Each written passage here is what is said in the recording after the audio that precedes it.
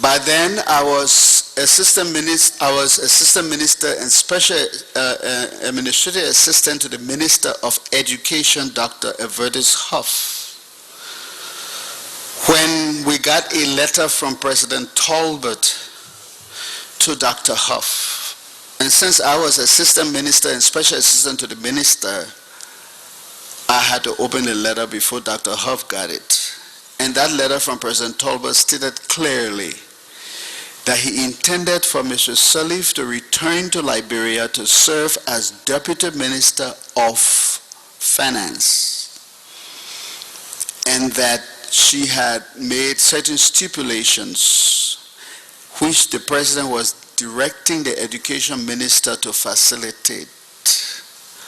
Number one, that she would prefer housing near the Finance Ministry, preferably the penthouse on top of the Ministry of Education, and some other things which you will read in my book. Well, those concessions were made, and she came back home to become Deputy Minister of Finance.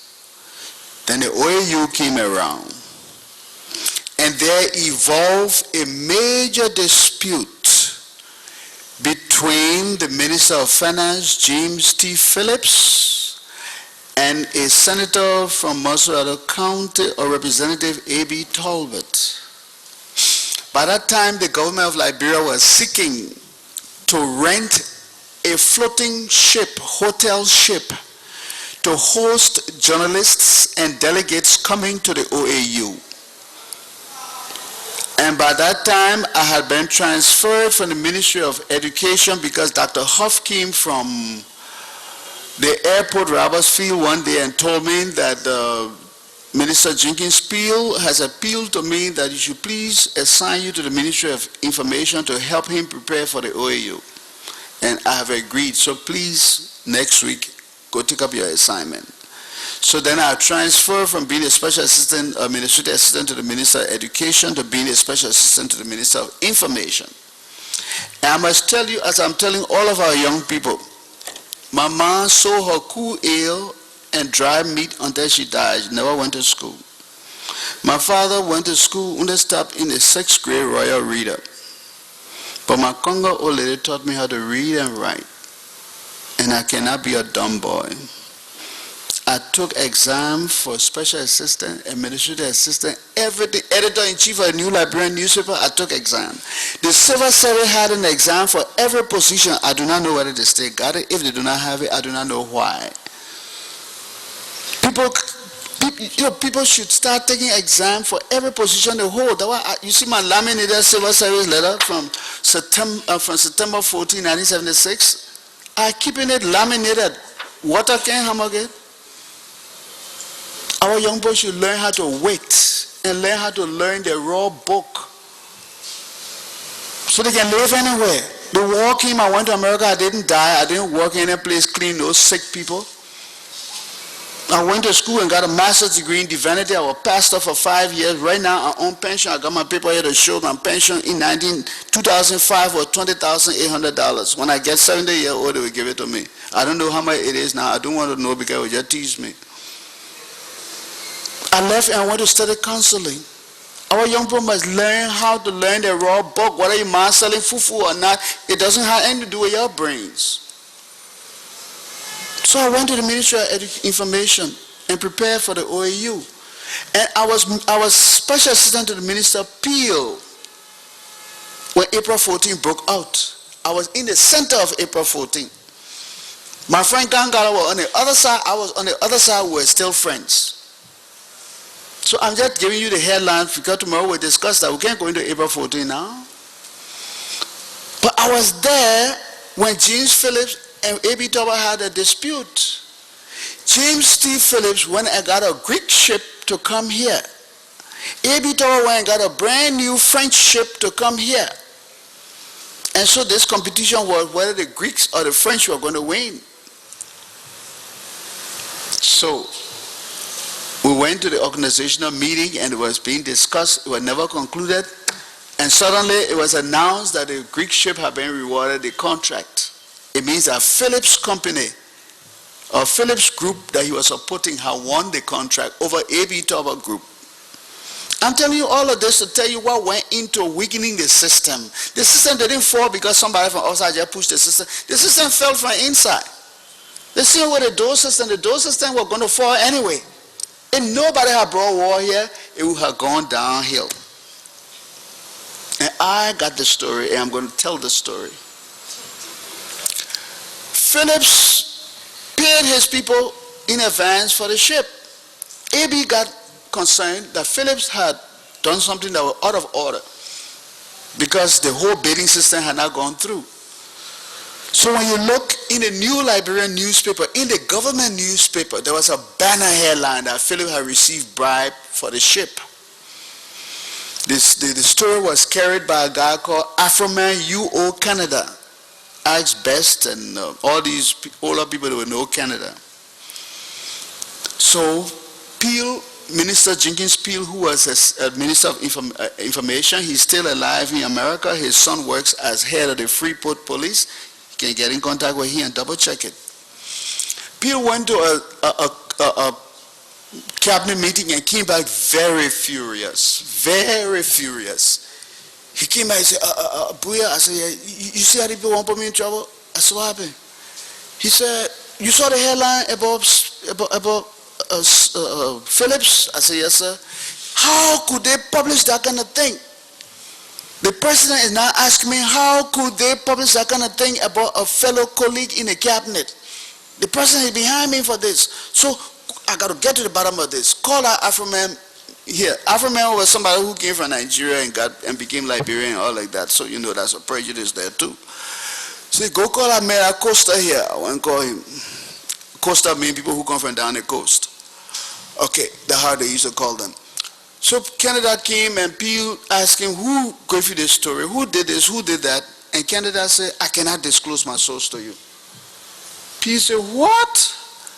He said, but Mr. Peel, you went to school, you got a master's degree in journalism, and you know the journalist cannot disclose his source. Peel said, let me tell you something.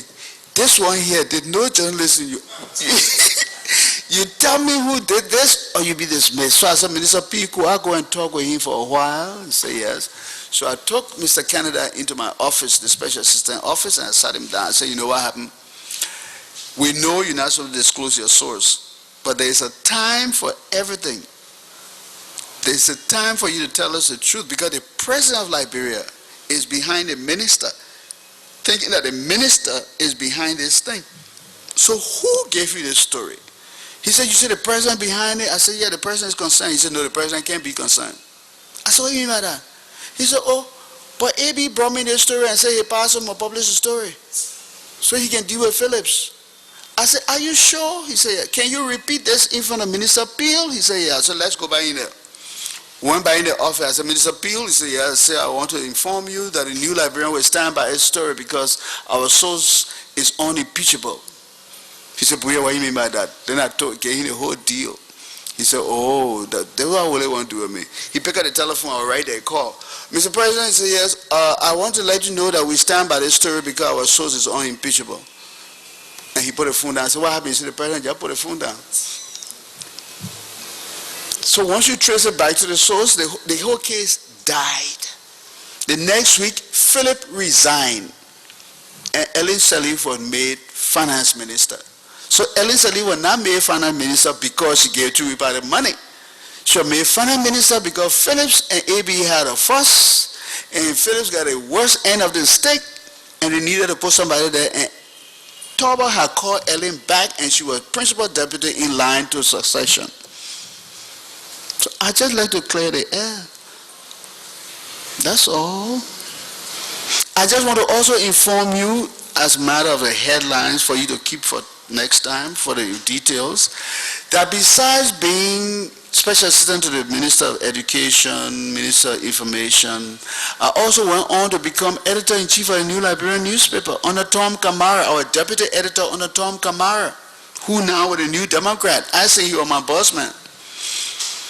I used to try to cool Tom down. I said, Tom, you just came from abroad, man. You got to cool down. Tom was just an American fellow who couldn't cool down. One day Tom came up with a big headline, the two faces of Tucson, FACES. On the left hand side, he put head of state Doe home plus a home of all his relatives. On the right hand side, he put the other side of Tucson that got all the rundown houses. And he talked about the two faces of Tucson. Well, I must tell you that on the last day he was editor. His editorship ended that day. They said, Bowier, you take over. I said, okay. That was 1981. No, 82. 82. By 83, things have started to get bad. We had the Nimba raid, we had all kinds of raids, and we had people ambush, some soldiers ambush their friends on the Bombing Hill Road who are going to pay people, the battalion up there. All kinds of things were happening. Schools were starting to suffer from subsidies and all kinds of things. So I got fed up with a bit of it, and the Tom Camara spirit got in me. And on the first Monday in January 1983, the first week in January 1983, Wiade Koba was Assistant Minister of Information. She is alive, she's right here. God had kept all my witnesses alive. 1983, first week in January, I brought up this editorial in the New Liberia entitled, Lest We Forget. Talking about how the same reason why they overthrew the Toba government, it has started to happen again. I went home that night, slept well, went back to office. By about 12 o'clock, I got a call from Wiade. By the time the New Liberian operated from the E.J. Roy building, got a call from Wiade Koba, Assistant Minister.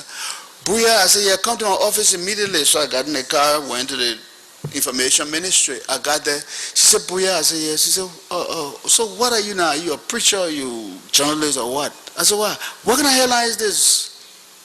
Lest we forget. What kind of headline is this? Eh? I said, but what do you want me to do? The thing that happened before happening again, I got to warn people. I said, isn't that the same thing we talk about when we're at the university? She said, look, Bowier, let me tell you, we're not at the university and this is no play. This is life and death here. He said, do you know that Minister Naga had been sent for to the mansion? And the head of state is angry about this? Okay, sit down, let Minister Naga come by, let hear what happened. I sat down there, Minister Naga came back with two letters. One letter removed me from the New Liberian newspaper, another letter appointing Dapo to succeed me.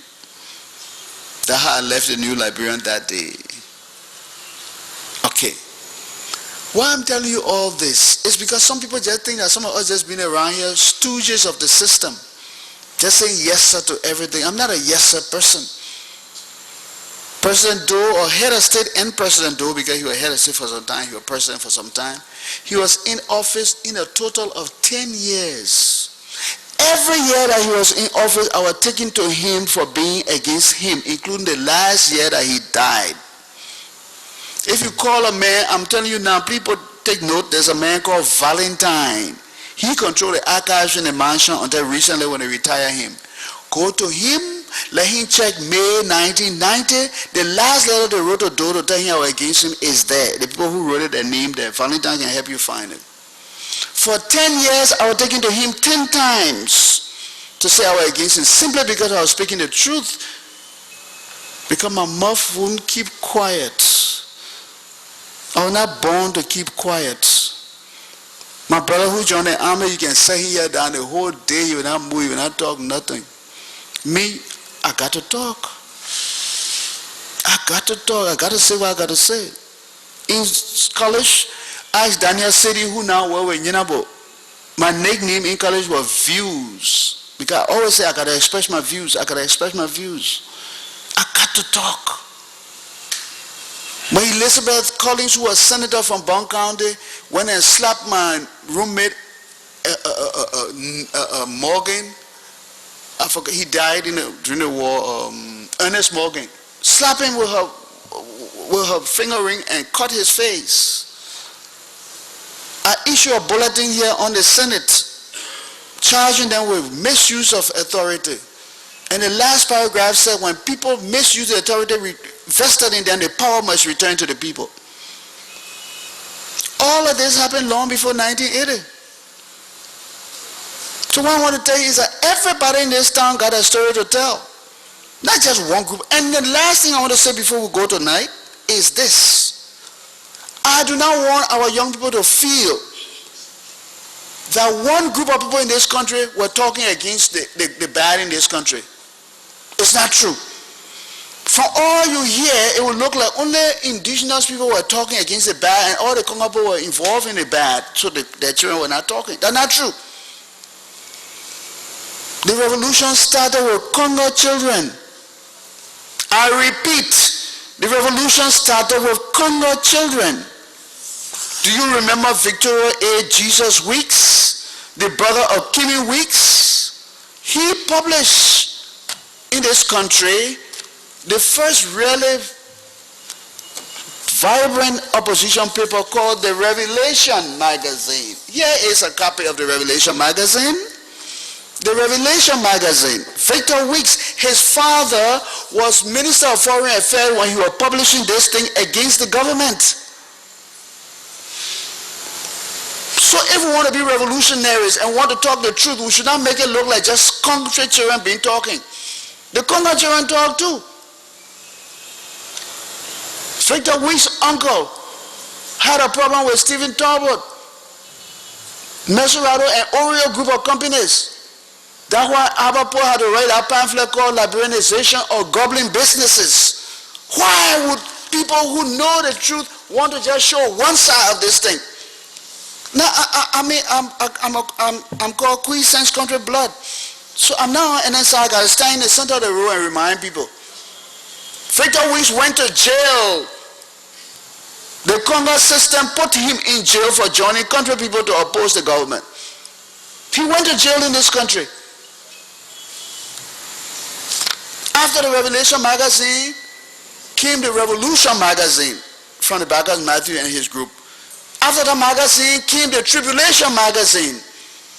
After the Tribulation magazine, then the PRC had a Redemption magazine.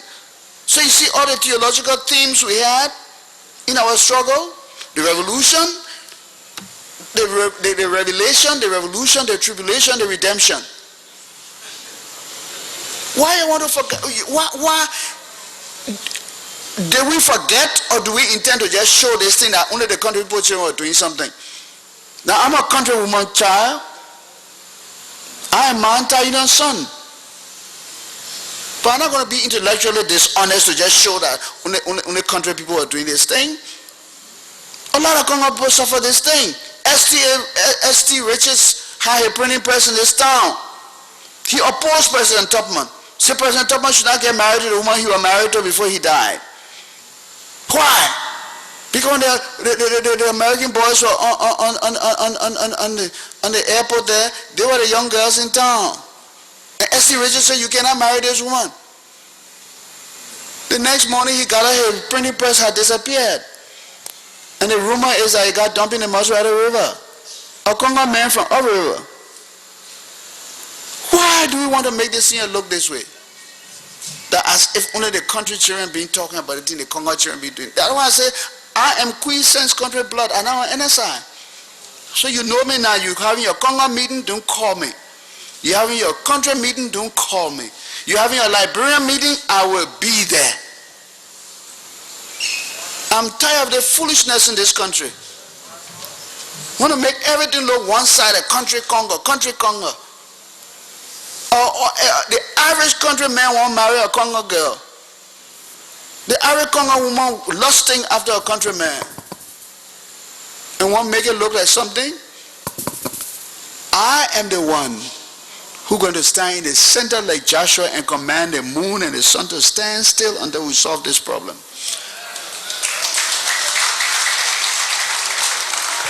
I think I've talked enough for tonight. I'm tired. I need to go to sleep. Hey, you want to ask me a question? You can start. I'm tired talking, but I can answer questions. Mr. Witness? Yes, sir. We control our time, please. Okay, I'm saying I'm tired talking. All I've given you were the headlines. So I'm tired with the headlines. So if you want to ask me questions, I can talk, I can answer them, but I cannot talk anymore because my time for talking ran out. I know you control the time. I will talk if you ask me a question, but I don't want to say any more of my. All I give you a headline. I haven't gone into detail yet. I haven't told you how I was working in the foreign service in Washington D.C. for 10 months. We had no ambassador, and I had to be in contact with the American government. I haven't told you how the American government was looking for somebody to succeed though, and they called me to the State Department to talk about it. I haven't told you anything yet, young man.